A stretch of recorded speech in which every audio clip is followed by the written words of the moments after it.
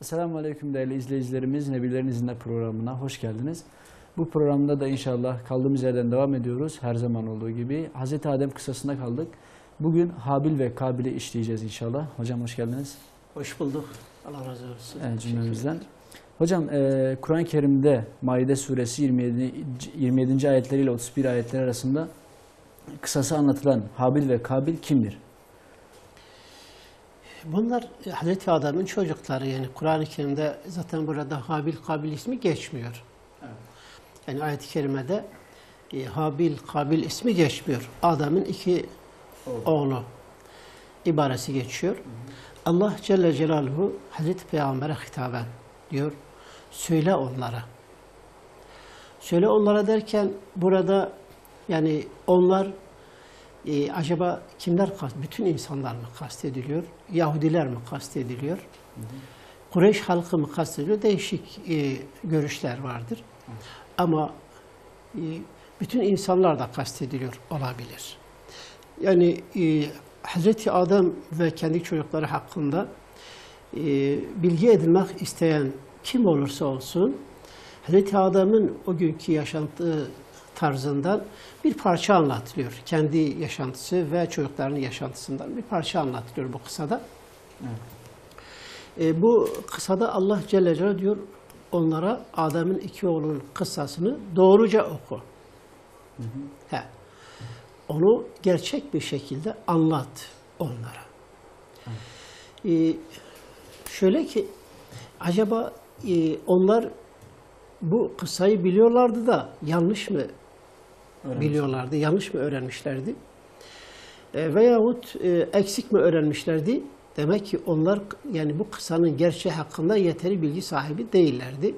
O yüzden Allahu Teala diyor ki onlara gerçek bir şekilde, doğru bir şekilde o kıssayı onlara anlat. Yani kıssanın doğruluğunu Kur'an'dan öğrensinler, senden öğrensinler ey Muhammed. Bu kıssa anlatıldığı zaman da yani Kureyş'in fazla Adem Aleyhisselam'ın çocukları hakkında fazla bilgisi yoktu. İşte bu ayetler Mekki midir, Medeni midir? Büyük ihtimalle Medenidir. Adem'in çocukları hakkında özellikle en çok bilgi sahibi Yahudilerdi. Evet. Çünkü kendi kitaplarında Tevrat'ta bu kısa uzun uzadıya anlatılmaktadır. Yani Kur'an'dan çok daha uzun bir şekilde anlatılmaktadır. Ancak Kur'an'daki ifadeler Tevrat'takinden çok daha değerli, toplu, anlaşılır bir manaya sahip, az ifadeyle çok mana anlatılan bir özelliğe sahiptir. Özellikle hocam burada Yahudilerin hani inen her ayeti, her şeyi alaya alıyorlar o zaman. Bu kıssada çok şaşırmışlar. Yani çok dikkatlerini çekmiş bu kıssa. Habil ve Kabil kıssası anlatılan rivayetlerde. Yahudilerin. Tabii Yahudiler illa onların ahlakıdır, yani bir karakteridir. Yani kendileri dışında anlatılan bir şey mutlaka bir muhalefet yaparlar. Mutlaka bir şerh koyarlar. Bir itirazlarını yaparlar. Ancak bu kıssaya hiç itiraz etmemişler. Yani Muhammed Aleyhisselatü Vesselam yani Adem'in iki çocukları hakkındaki kıssasını anlattığı zaman Yahudiler çıt dememişler yani. Bir itirazları olmamış. Çünkü bunlar yani öyle bir ifade vardır ki onlar yok şöyle değil de böyleydi diyemezlerdi. Kıssayı özetlemiş yani. Kıssayı çok güzel bir şekilde ayet-i kerimeler özetlemiş ve onlar bu anlatım karşısında sessiz kalmışlardır. Sessizliği tercih etmişlerdir. Yani inanmışlardır gerçekten bu haberin, bu bilgilerin Allah Resulü'ne Allah tarafından verildiğine kesin böyle bir kanaatleri var da ama inanmak istememişler. O yüzden ses çıkarmamışlar. İtiraz yolu kapalı, itiraz edememişler, kabullenmemişler de yani. Evet. Hocam bu kıssa nasıl gerçekleşiyor diyeceğim. Yani Kur'an-ı Kerim'de Maide suresinde anlatılan kıssada birinin kurbanı kabul ediliyor, birinin kurbanı kabul edilmiyor. Buradan yani ne amaçlanmış veya ne olmuş da kurban sunmuşlar? Daha önce de biraz belirtmiştik yani Hazreti Evet, geçen Adem'in hafta hayatından evet. bir parça verirken yani Hazreti Adem kendi çocukları arasında bir şeriat vaaz etmemişti. Evet, Allah-u Teala onlara bir şeriat göndermemişti. Bir takım sayfeler indirmişti. Bu sayfeler de nasihatlerden ibaretti. Hükümden ibaret değildi. İçinde hüküm yoktu. Yani daha doğrusu bir baba evlat ilişkisi daha çok ön plandaydı. Dolayısıyla muhakeme durumu söz konusu olunca bunlar kurban sunarlardı Allah-u Teala'ya. Allah-u Teala bu meselenin anlaşmazlığın hükmünü direkt kendisi gönderirdi. Bu da bir şekilde olurdu. Bunlar Allah için birer kurban sunuyorlar. Kendi malının içerisinden en sevdiği ne varsa onu kurban Allah-u Teala sunuyor. İkisi de kurbanları takdim ediyorlar. Ve Allah-u Teala kimin kurbanını kabul ederse onun haklılığına işarettir. Bu bir hükümdür. Yani onun lehine hüküm verilmiş demektir. Kurban nasıl kabul ediliyordu? Bunu nereden bileceklerdi? Rivayetlerde geçiyor. Kur'an'da geçmiyor. Tevrat ve İncil'deki rivayetler deniliyor ki gökten bir ateş gelirdi. Kurbanı kabul edilmiş olan kişinin o kurbanı yakardı. Böyle o kurban yanınca o kurban kabul edilmiştir. Allah-u Teala o kurbanı kabul etti. Ve dolayısıyla kurban sahibinin de haklılığı tescil edilmiş oluyordu. Kurban aynı zamanda bir muhakeme yani şeydi, işlevini görüyordu. Bunlar niçin kurban vermişler meselesine gelince rivayetlerde geçiyor. Kur'an'da niçin kurban vermişler anlatılmıyor. Evet. Ama Tevrat'ta geçiyor. Birçok rivayette vardır. Bunlar evlenmek istiyorlar. Adem Aleyhisselam kendi çocuklarını evlendirirken yani bir doğumda, bir kere doğumda, bir battığında doğmuş olanları birbirleriyle evlendirmiyor. İkizleri evlendirmiyor yani. Ya bir öncekiyle ya bir sonrakiyle evlendiriyor böylece. Allah-u Teala her doğumda Hazreti Adem'e, Hazreti Havva'ya bir erkek, bir oğlan vermiş yani. Yani demek ki insan oğlunun neslinin böyle yani çoğalması ve bunun böyle gelişmesi için de böyle irade buyurmuş. Hazreti Havva her doğumda ikiz doğuruyor. Biri erkek, biri kız. Şimdi Habil bu durumda yani Kabil'in kız kardeşiyle yani onunla birlikte doğmuş olan ikizle evlenecek. Allah-u Teala'nın Hazreti Adem'e öğrettiği talimat üzerine o da o şekilde çocuklarını evlendiriyor. Hüküm böyledir, usul böyledir. Kabil de Habil'in kız kardeşiyle yani onunla birlikte doğmuş olanla evlenecekti. Ancak Habil buna razı ama Kabil karşı çıkıyor. Hayır diyor. Benim kız kardeşim onunkinden daha güzel. Daha akıllı, daha becerikli, daha yakışıklı. Ben bu güzel kız kardeşimi ona vereyim de o onunla evlensin, çocukları güzel olsun da benimkiler çirkin olsun. Onunki diyor çirkindir. Bundan dolayı karşı çıkıyor. Yanaşmıyor. Ve münazaa, münakaşa buradan başlıyor. Nihayet yani bunların haklılığını tespit etmek için kurban sunulması gerekiyor. Kurbanı takdim edince de Allah-u Teala Habil'in kurbanını kabul ediyor. Evet. Rivayetlere göre deniliyor ki Habil kendi malının en güzel bir koçunu götürmüş. O hayvanları besliyordu. Evet. Kabil ise ovada ekin sürüyordu. O da ektiği buğdayların başaklarından böyle güzel bir deste başak götürüyor. Bu da bir koç götürüyor, sunuyor Allah-u Teala'ya. Allah-u Teala Habil'inkini kabul ediyor, Kabil'inkini kabul etmiyor. Evet. İşte yani bu muhakemeden sonra hani günümüzde insanlar diyor bir şeriate gidelim, kim şeriat kabul etmese ondan sonra ona lanet edelim. Bunlar şeriate gitmişler aslında. Onların mahkemesi kurban takdim etmektir. Hüküm verilmiştir. Habil'in haklılığı tescil edilmiştir. Kabil ise haksızdır. Evet. Artık yani dolayısıyla yani söz konusu olan evlilik Habil'in istediği tarzda gerçekleşmiş olacaktı. Kabil buna yanaşmıyor. Yanaşmadığı gibi o yani Habil'le evlenmesi gereken kız kardeşini alıp kaçırıyor ve onunla evleniyor. Evet. Yani kendi kafasına göre bir iş yapıyor. Evet. Dolayısıyla meşru olmayan bir iş yapıyor. Sınırı aşıyor böylece. Burada şunu söyleyeyim. Bu kız kaçırma olayı günümüzde. İleride belki biz buna biraz daha geniş değineceğiz de. Diyorlar ki ya bu kız kaçırma peygamberler zamanından ta ilk zamandan insanoğlunun işte yeryüzüne indiği günden beri cari olmuş. Sanki iyi bir şeymiş yani. Yani o günden beri cari olmuş da artık yani bu normal bir şeydir. Onlar yapmışlarsa artık bugün de yapılıyor. Yani bu bir adettir, bir örftür. Hayır, örfü bozmaktır, adeti bozmaktır, hükmullahı bozmaktır. Ya zaten sınırı aşağı bir şey örf olamaz zaten. Evet. Yani Olmamalı bu gayrimeşru bir iş yapmıştır. Kendi kız kardeşiyle evlenmiş. Nihayet ondan doğan çocuklar da hep sakat doğmuş. Özürlü doğmuş. Allah-u Teala niçin demiş yani bu ikizler birbirleriyle evlenmesin?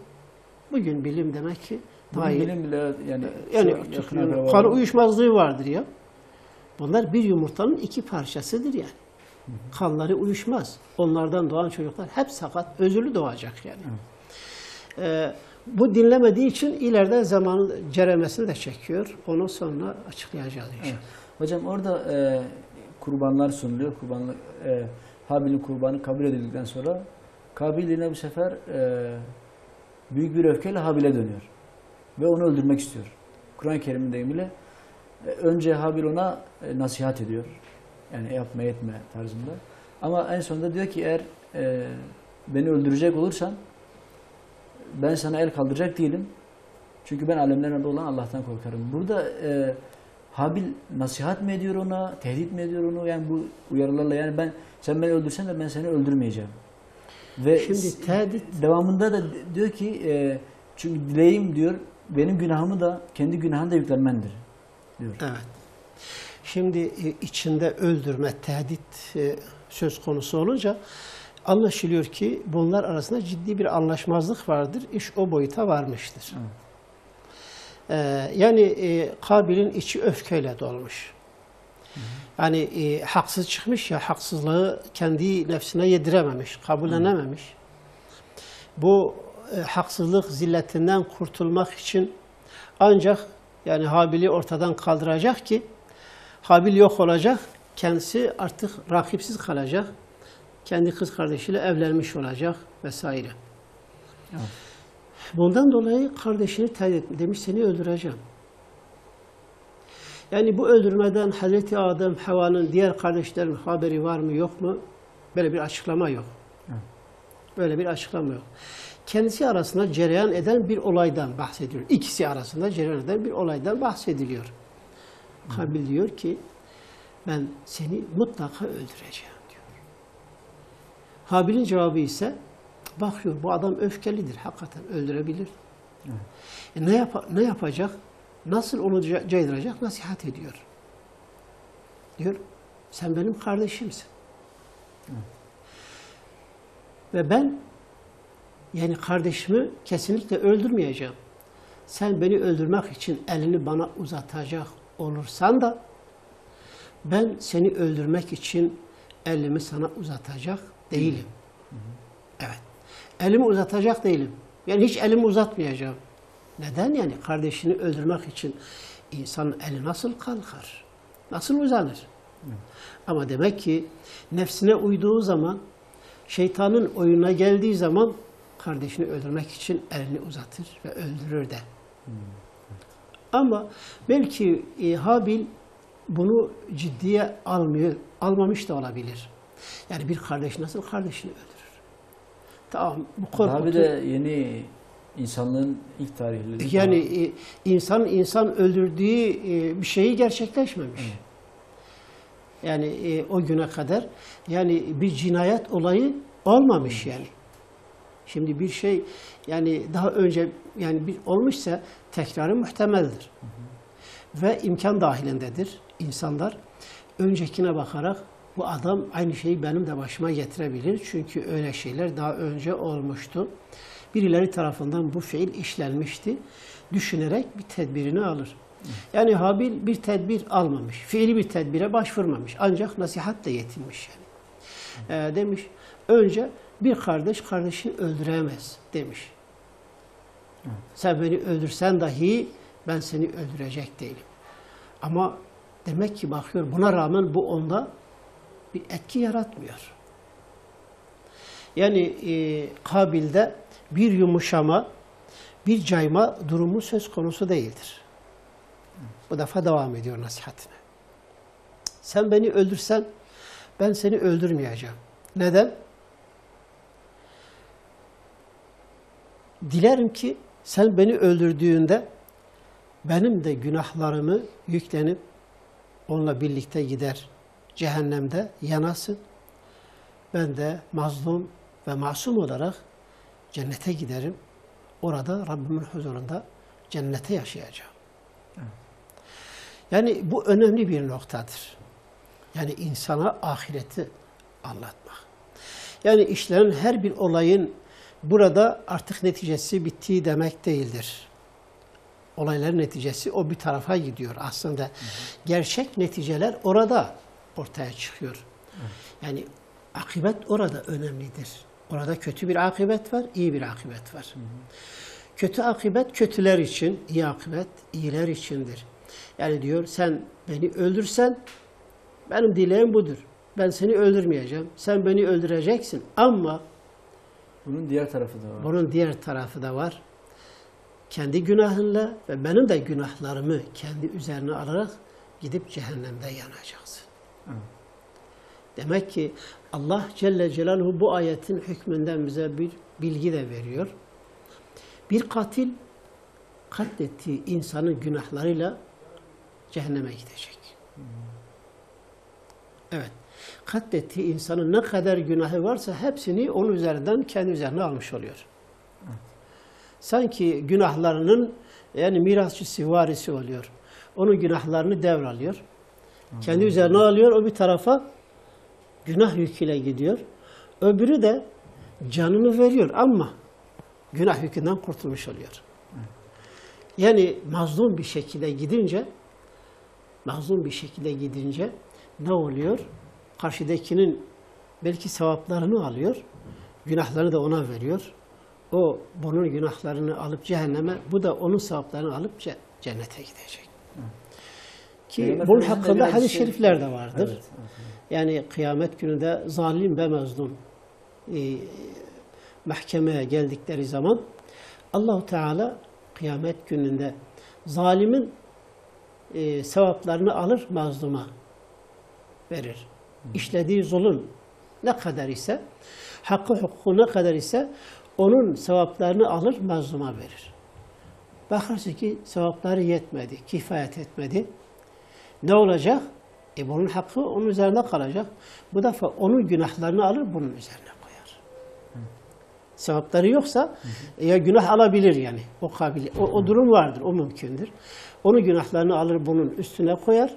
Bu onun günahlarını alır cehenneme, o da yani günah yükünden kurtulup cennete gidecek.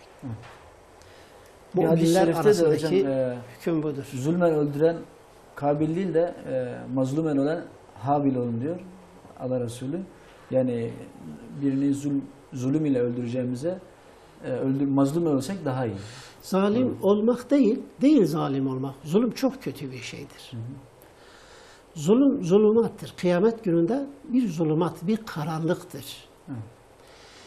Allah müminleri zulümattan çıkarır, aydınlığa götürür. Kafirler ise kendilerine tabi olanları aydınlıklardan çıkarır, zulümata, karanlıklara götürür. Zulüm zulümatta kalır. Ama iman nurdur, o nura doğru gider, cennete gider. Evet. Hocam, sonra devamında Kabil nasihatleri dinlemiyor ve kardeşini öldürüyor. Kardeşini öldürdükten sonra da pişmanlık duyuyor. Kur'an-ı Kerim devriliyle o ziyana uğrayanlardan oluyor. Ve sonra pişmanlık diyor. Bu pişmanlığı nasıl ortaya koyuyor? Yani neyle ortaya koyuyor? Nasıl şey yapıyor? Belirtileri Yani en kritik nokta odur ki yani Habil'in bütün çabaları, bütün nasihatleri boşa gitmiş. Evet. Neden boşa gitmiş? Deniliyor ki o nefsine uydu. Nefsine uydu ve kardeşini öldürdü. Nefsine uyan bir insanı kurtarmak veyahut nasihat dinletmek çok zordur.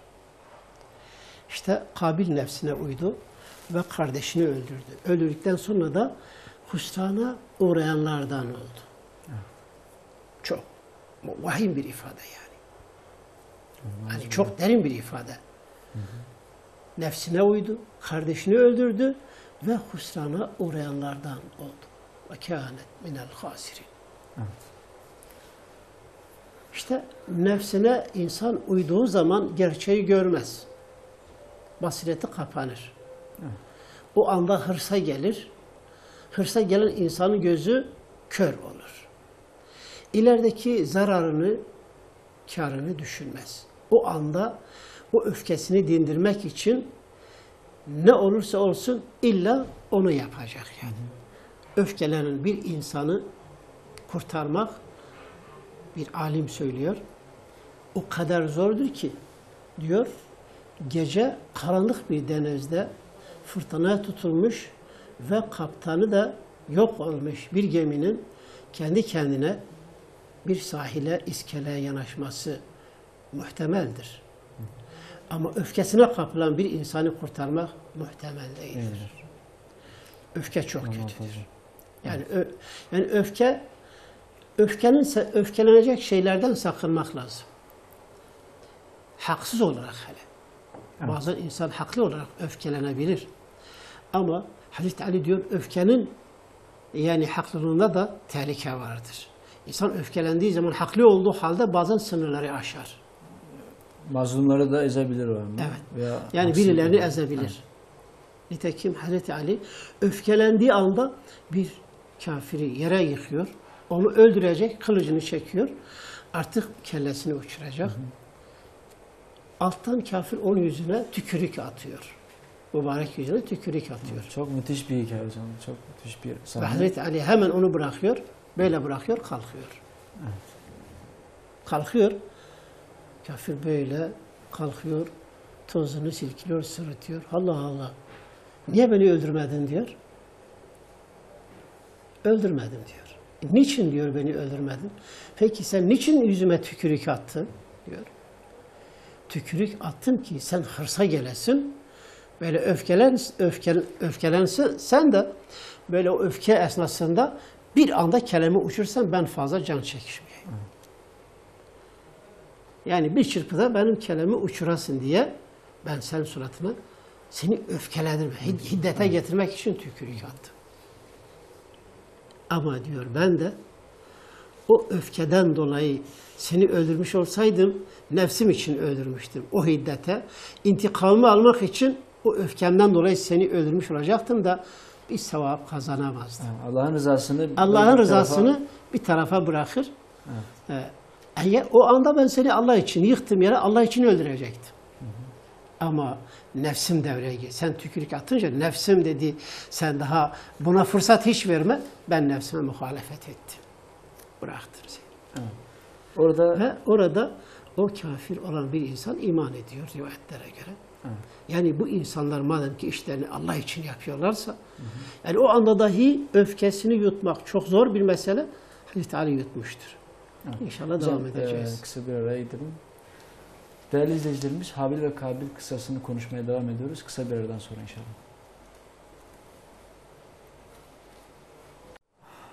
Evet değerli izleyicilerimiz, kısa bir aradan sonra tekrar beraberiz. Hocam, Kur'an-ı Kerim'de bu hüsrana uğrayanlar ile ilgili birçok ayet var. Yani ayeti Allah-u Teala söylüyor. Sonra diyor ki işte bunlar hüsrana uğrayanlardandır. Böyle birçok şey geçiyor. Burada da Kabil ile ilgili böylece o hüsrana uğrayanlardan oldu diyor. Bu hüsrana uğrayanlar kelimesinin, cümlesini biraz daha açabilir miyiz? Elbette bir insan olumsuz bir şey yapıyorsa o hüsrandır. Yani değerli bir şey kaybediyor, hüsrandır. Evet. Ondan sonra hayatını bir tehlikeye koyuyorsa husrandır. Başkasının hayatını tehlikeye koyuyorsa, dolayısıyla kendi hayatını tehlikeye koyuyor, bir husrandır. Evet. Buradaki husran ise, yani Kabil'in husrana uğraması, bu nefsine uyduğu için husrana uğrayanlardan oldu. Nefsine uyduğu için. Nefsine uydu. Yani orada, yani Allah'ın ona gönderdiği mesaja uymadı. Aslında uyması gerekiyor. Uyması gereken neydi? Kurbanı kabul edilmeyince haksızlığını kabul edecekti. Evet. Ve Habil'e hakkını verecekti yani. Ama nefsine uydu. Kardeşini öldürdü ve husrana uğrayanlardan. Evet. Kardeşini öldürmesi de nefsinin kendisini kışkırtmasıydı. Yani kardeşinin üstünlüğünü hazmetmemesiydi.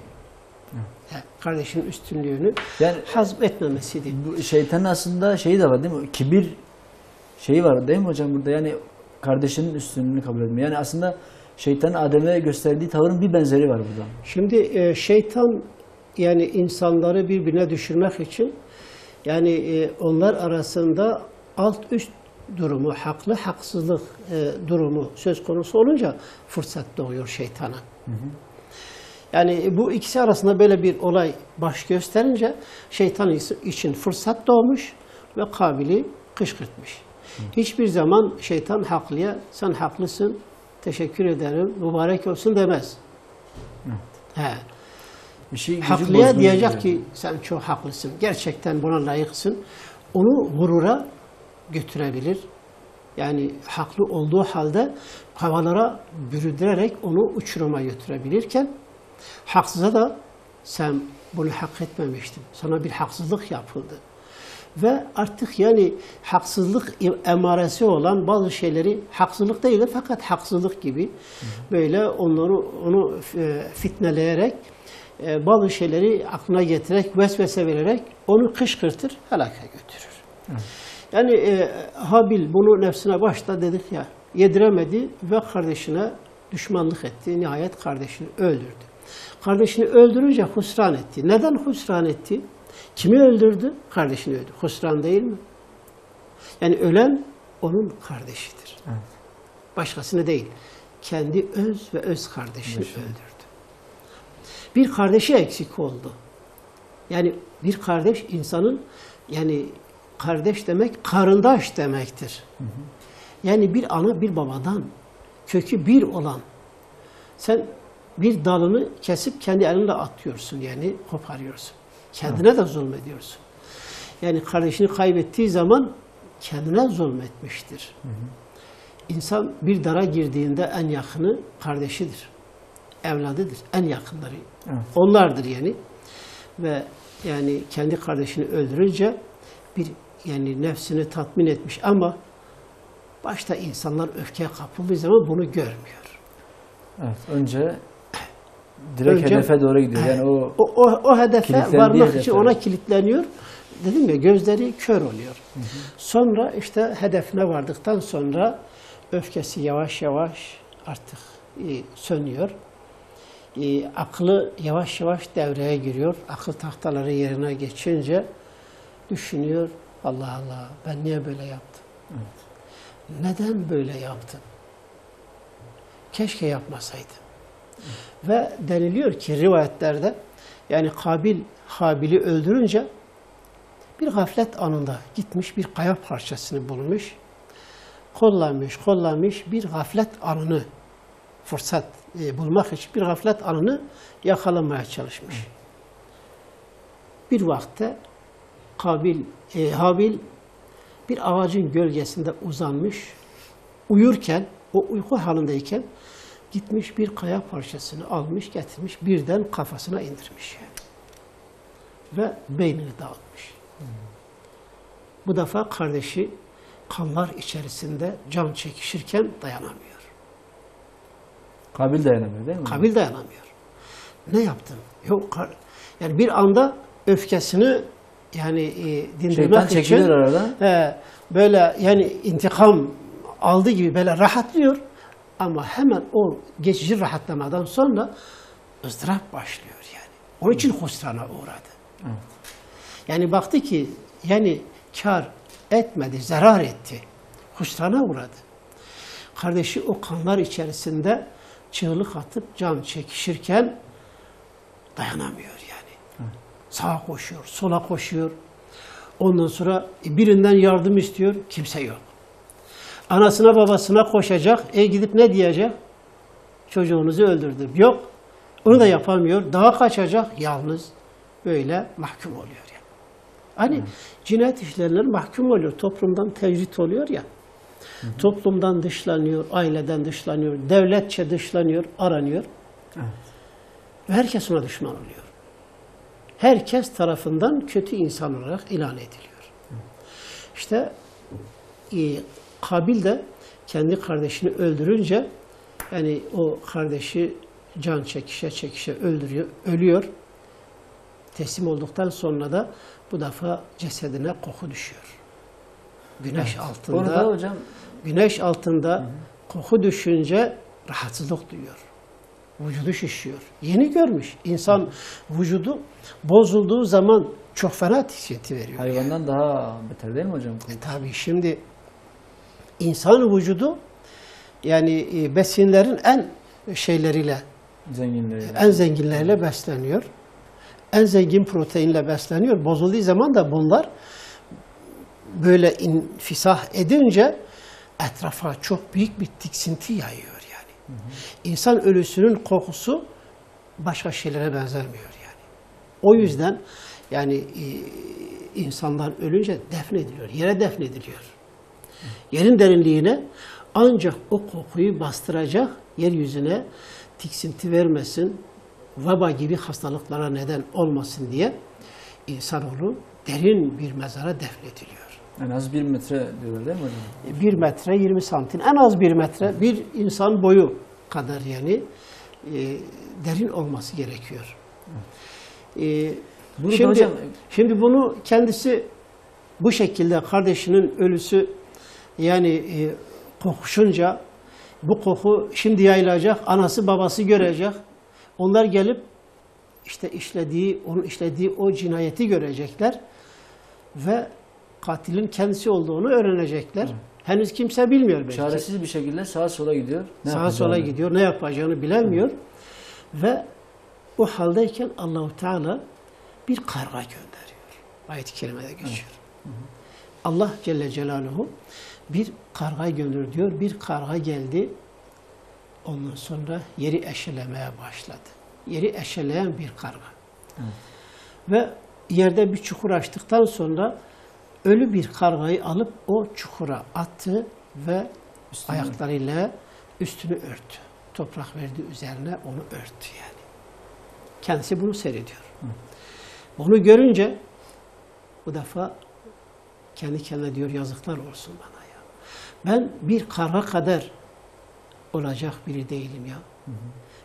Bir karganın yapabileceği bir şey ben düşünemiyorum. Yazıklar olsun bana diyor. Evet. Ve kalkıyor. O da o kargadan öğrendiği yerde bir çukuru açıyor. Kardeşini o çukurun içine gömüyor, defnediyor yani. Evet. Hocam burada Kabil bir pişmanlık duyuyor. Yani ayet-i kerimin deyimiyle artık pişmanlık duyanlardan olmuştu diyor. Yani Habil'i öldürüyor. Onu nasıl gömeceğini bilemiyor. Yani çok sıkıntılar çekiyor Kabil. O kardeşinin cesedini gömmekten, kokudan. Bunu bilmiyor. En sonunda karga geliyor onu bir numunesini adeta Allah-u Teala ona gösteriyor nasıl yapacağını. Gömüyor. Pişmanlık duyuyor ve bu pişmanlığı yani Allah-u Teala Kur'an-ı Kerim'de söylediği bu pişmanlık diyor. Ne demek yani? Şimdi tevbe etmiş miydi yoksa bunun pişmanlığı başka bir pişmanlık mı? Yani tevbe etse tevbesi kabul olur. Kabil bugün günümüzde kabil olmazdı. Belki böyle anılmazdı. Yani o zaman bunun pişmanlığı farklı bir pişmanlık mı olmuş oluyor? O tabii pişmanlık derken yani tevbe etti anlamında değildir. Ona geçmeden şunu tamamlamak istiyorum. Yani karga denilen bir kuş, bir hayvan deniliyor ki kargalar birbirlerinin cesetlerini gömüyor yani. Dışarıda bırakmıyor. Öyle kargalarda Yani belki bu kargaların bir türüdür. Hepsi böyle yapmıyor da olabilir. Onlar birbirinin cesedini yere gömüyor. Ne var ki İsrail oğulları böyle Yahudiler özellikle kargayı lanetlik bir kuş biliyorlar. Lanetli bir kuş. Neden? Neden hocam? Kabil'e yardım ettiği için. Gelmiş Kabil'e yardım. Kabil'e yol göstermiş, kardeşi nasıl gömeceğini öğretmiş. Biz burada karganın yaptığı bir şey doğru mu yanlış mı? Karga bir hayvandır. Yani karga bir hayvandır. Allah-u Teala bu hayvan vasıtasıyla ona yol göstermiş. Yani acaba Habil'in cesedi böyle yani güneş altında kokuşup hayvanlara yem olsaydı daha mı iyiydi? Hayır. Değildi. İnsanoğlu mükerrem bir varlıktır. Yani hem cesedinin hayvanların ağzında parçalanmaması gerekiyor. Hem de o insan ölüsünden etrafa yayılan hastalıktan, mikrobik hastalıkların yayılmasından da yani korunması gerekiyor. Böyle de bir tedbir Allah-u Teala bu tedbiri bir hayvan vasıtasıyla insanoğluna bildirmiştir yani. Yani Allah Celle Celaluhu dilerse kendi kullarını bir hayvan ile de yani yönlendirir. Bir hayvan onlara tercüman olabilir. Allah bir sineği kılavuzluk yapabilir yani. Kur'an-ı Kerim'de belirtildiği gibi Allah bir sineği örnek göstermekten çekinmez diyor değil mi hocam? Tabii. Bir sineği dahi örnek göstermekten çekinmez. Onunla birçoğunu sapıtır, birçoğunu da hidayete getirir. İşte evet. Yani bundan Kabiller gibi sapıtırlar. Evet. Ama Habil gibi saf, temiz ruhlu insanlar da doğru yol bulurlar yani. Evet. Allah-u Teala'nın nasihatlerine kulak veren, yani vahye kulak veren onlar doğru yolu bulacaklar, kurtulacaklar. Husran değil, bu dünyada da ahirette de üzülecek değiller onlar. La hafun aleyhim ve lahum yahzanun. Onlar için korku yoktur, üzülecek de değillerdir.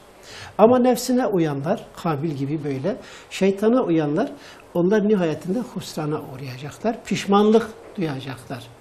Burada yani Kabil kendi kardeşini Habil'i öldürüyor. Sonra nihayetinde defin işlemini de bitiriyor.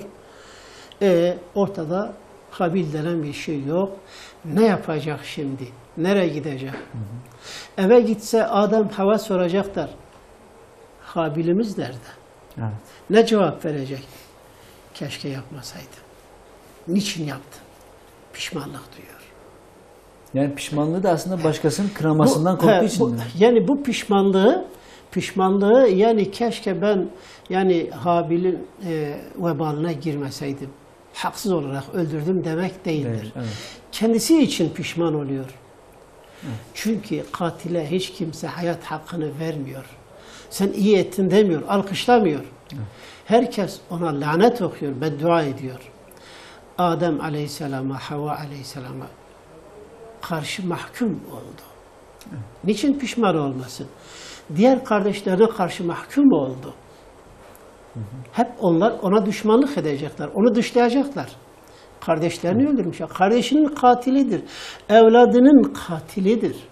Bugün o kardeşini öldüren yarın öbür kardeşini de öldürmeye meyillidir o zaman. Yani bugün bunu yarın öbürünü öldürebilir yani. O yüzden İsrailiyatta deniliyor ki yani Adem Aleyhisselam ve çocukları Kabil'i dışlamışlar. Evet, onu da soracaktım hocam. Yani. O ayrı bir konudur. Evet. Yani Kabil onlardan kopuk ve onlardan apayrı bir hayat yaşıyor. Kabil'den de yepyeni bir nesil ortaya çıkıyor. Evet. Bozuk ve pis bir nesil. Evet. Pişmanlık duyması ise yani insan bazen ahiretteki azabı da düşünebilir. Onu da düşünmüş olabilir. İblis de pişman olmuş ha. Fakat işte gururuna yedirip tövbe etmemiş yani. Yani pişmanlık ayrı bir şeydir. Tövbe ayrı bir şeydir. Tövbenin şartı insanın yaptığına pişmanlık duyması ve keşke onu yapmasaydım. Böyle bir şeyi bir daha yapmamak üzere pişmanlık duymasıdır. Allah'a karşı pişmanlık duyması. Allah'a karşı pişmanlık duyması. Yani o yaptığı işin halen iyi yaptığını, doğru yaptığını düşünüyorsa, pişman ise de o tövbe değildir. O tövbe değildir. Nitekim yani bazı insanlar günahtan tövbe ederken o günahı zaman zaman övüyorlar. Zaman zaman işte biz bu işler yaparken işte şöyle şöyle yapardık, onunla hava atıyorlar. İmam-ı Rabbani diyor, o tövbe değildir. Tövbeyle dalga geçmektir. Evet. Çünkü tövbe etmiş olsa işlediği o kötü günah, yani hatırlatıldığı zaman ve kendisi hatırladığı zaman hicap duyması lazım. O günahın hiçbir zaman yanında anlatılmamasını istemesi lazım. İşte yani tövbe pişmanlığı budur. Fakat yani kendi nefsi için bir takım hakları kaybolmuş, bir takım sıkıntılara girmiş, bir takım şeylere maruz kalmış ise bundan dolayı pişmanlık duyuyor. İşlediği işin yani çirkinliğinden, kötülüğünden, haksızlığını itiraf ediyor değil, yani ondan değil. Sadece yani normal, yani bazı haklarını kaybettiğinden dolayı pişman olmuşsa bu tövbe değildir. Bu Kabil'in yaptığı bir şeydir yani. Kabil'in yalancı tevbesi mi artık? Ya yalancı tevbesi. Tevbe yalancı olmaz. Tevbe olmalıdır. Yani insan işlediği bir kötülükten veyahut yaşadığı bir küfür hayatından, Aleyhisselatü Vesselam öyle buyurur.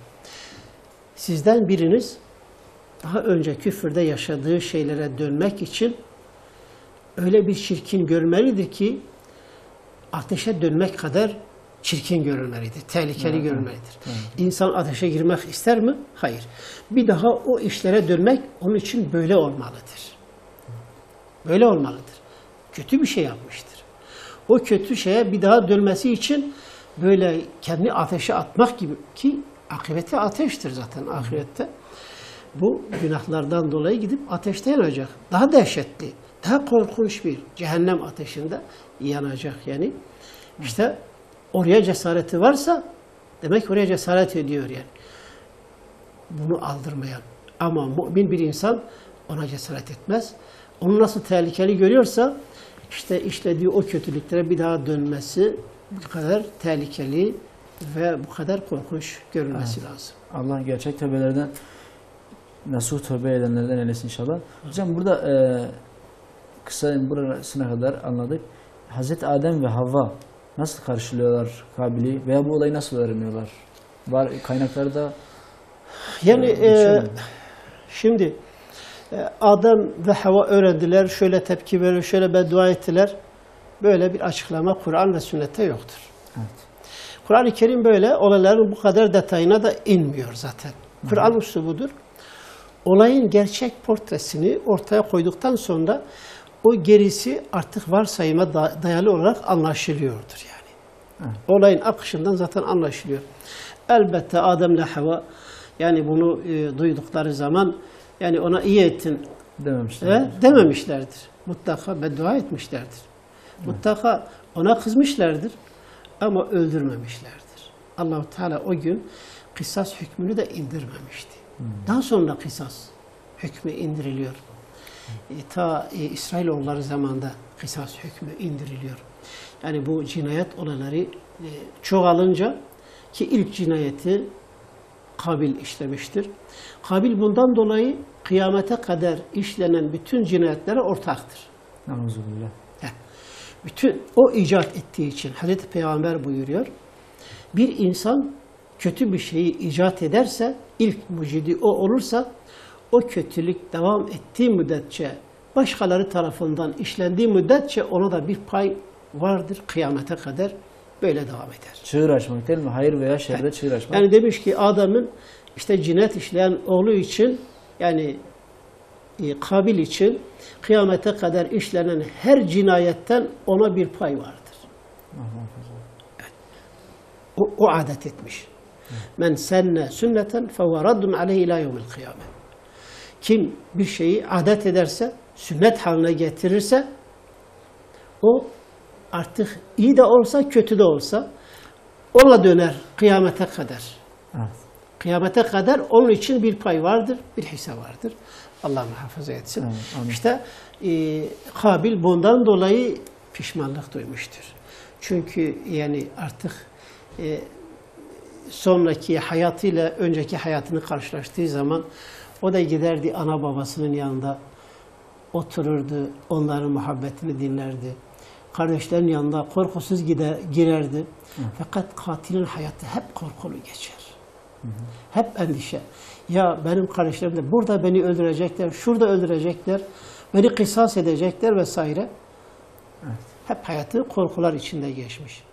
Ve deniliyor ki nihayet o da kendi bir oğlu tarafından böyle aynı kendisinin Habil'e işlediği fiilin aynısıyla telef olmuş gitmiştir. Evet hocam, buraya kadar anladık. Yani Kabil daha sonra ayrılıyor. O bölgeden ayrılıyor. Hazreti Adem Havva'nın içinden bu bölgeden ayrılıyor. İleride inşallah tekrar geleceğiz. Nuh Aleyhisselam'ın kıssasında yine Kabil'in neslini konu alacağız inşallah. Bunlardan yola çıkarak günümüzde ebeveynlere, anne babalara neler söylemek istersiniz? Yani nelere dikkat etmeleri çocuklar arasında? Sonuçta Habil ve Kabil arasında bir kıskançlık var. Yani işin özünde bir kıskançlık var, çekememezlik var birbirlerini. Veya birbirlerine hani Kabil'in işte ben hak sahibiyim demesi var. Yani bundan yola çıkarak anne babalar çocuklarına hani şeytanın bu vesvesesine düşürmemek için, şeytanın bu oyunlarına insanları düşürmemek için, çocukları düşürmemek için nelere dikkat etmeleri gerekiyor? Neleri, yani çocuklar arasında nasıl bir adalet anlayışı olması? Çok önemli bir nokta. Evet. Yani anne baba, belki Hazreti Adem ile Hazreti Havva da insanın yani böyle gerçek fıtratını, eğilimlerini, arzularını, isteklerini, tutkularını fazla bilmiyorlardı yani. Evet. Onlar da kendi çocukları üzerinde yani yaşadıklarında bunu göre yani bilgi sahibi olmuşlar. Tabii ki Allah-u Teala vahiyle onlara bildirmiş. O ayrı bir mesele. Bazı şeyler tedrici olarak tecrübeyle biliniyor. Böyle gelişiyor. O da ayrı bir ilimdir. Yani yaşam ilmidir. Herkesin buna dikkat etmesi gerekir. Yani kendi çocukları arasında bir şey pay ederken, hak verirken dikkat etmeleri gerekir. Adalet. Adaleti. Yani her insan çocukları arasında birini çok sevebilir. Yaramazları elbette sevmezler. Fakat yaramaza sen yaramazsın, kötüsün dediğin zaman daha da kötü olur. Daha da haylaz olur, bozulur gider yani. Sen de başına iş açar, kardeşlerin başına, başkalarının başına da iş açabilir. O yüzden nasihat önemlidir. Nasihat, yani en azından nasihat ettiğin insan ileride onu vicdanen rahatsız eder. Yani Kabil'in sonra pişmanlık duyması manasında bir yönüyle budur. Yani kardeşim bana böyle dedi, hep bu aklına gelir. Sen bana elini uzatsan, beni öldürmek için elini uzatsan da ben seni öldürmek için elimi uzatacak değilim. Hep böyle aklında döner dolaşır.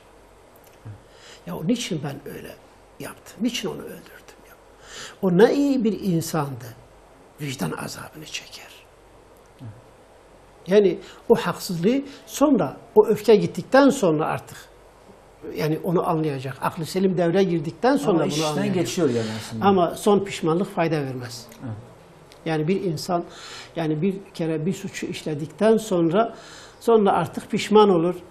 Birçokları yani büyük günahlara imza atar. Sonra döner dolaşır. Valla keşke yapmasaydık. Ne yazık ki oldu. Hazreti Hüseyin Peygamberimiz Aleyhisselatü Vesselam'ın torununu şehit eden Yezid de kardeşim demişti. Kardeşim Hüseyin. Niçin öldürdüler? O da ağlamıştı. Şimdi Habil için ağlamış, pişman olmuş. Husrana uğramış. Kendi ağlamış. Bazen o ağlamakla da kendi kurtarmak için bunu yaparlar. O ağlamakla yani kendi kurtarmaya çalışırlar. Yezid Hazreti Hüseyin için ağlasınlar diye kendi ev halkını toplamış. Demiş geleceksiniz Hüseyin için ağlayacaksınız. Toplamış. Ondan sonra kendi bu Emevi ailesinin o belli başlı kadınlarını demiş Hüseyin için ağlayacaksınız.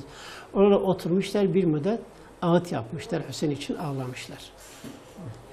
Gerçekten bunlar Hüseyin için ağladılar mı? Yoksa bu olayı örtbas etmek için mi böyle yaptılar? Kendi nefislerini temize çıkarmak için bile işte, kendileri katılıyor. O yüzden işte beşeri adetlerde söylenen bir söz vardır. Diyor kardeş kardeşi öldürse de cesedini açıkta bırakmaz, gömer. Yani kardeş atılmaz. Bu yanlış bir fikirdir. Bu yanlış bir felsefedir. Öldürdükten sonra cesedini gömdü, gömmedi. Neye yazar? Bir karga da kendi kardeşini öldürüyor, toprağa gömüyor. Ondan sonra faziletli bir iş midir? Öldürmek faziletli bir iş midir ki? O artık işin içinden çıkmadır. Çıkmanın çırpılmasıdır. O yüzden yani Hüseyinler öldürülmesin. Habiller öldürülmesin. Masum insanlar, mazlumlar öldürülmesin diye hem ana babanın dikkat etmesi lazım, hem sosyal toplumun dikkat edilmesi lazım. Bu iş nasihatlerle durdurulacak değil. Uygulamalarla ancak... Eğer bir azgın nefsine uymuş, şeytanın oyuna gelmişse, illa da bir kötülük yapmak istiyor, onu durduracak bir müeyyidenin olması lazım. İnşallah hocam onları gelecek hafta İleriki derslerimizde bunu geniş bir şekilde açıklayacağız inşallah. Evet. Süremizin sonuna geldik hocam. Hatta açtık birazdan. Evet. Çok teşekkür ederiz. Allah razı olsun. Cümlemizde Allah razı olsun. Evet değerli izleyicilerimiz, bu haftada süremizin sonuna geldik. Haftaya yeniden buluşuncaya dek Allah'a emanet olun. Selamun Aleyküm ve Rahmetullahi ve Berekatuhu.